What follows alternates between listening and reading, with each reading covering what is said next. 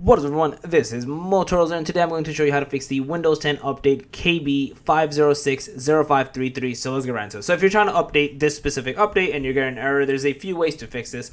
So the first thing you want to do is go to your search bar and just type in troubleshoot until you see the troubleshoot settings options pop up.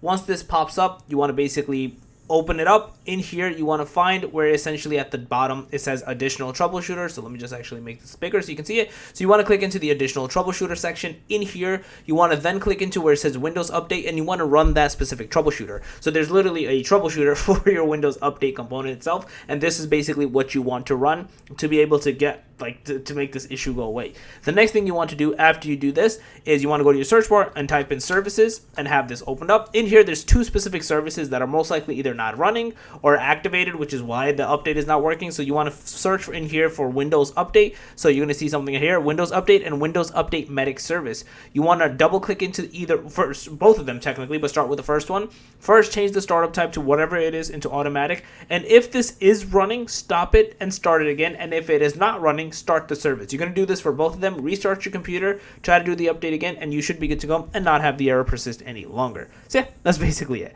If you guys have a video, please run up, channel, make sure to subscribe, click that notification bell. Motorola's out. Peace.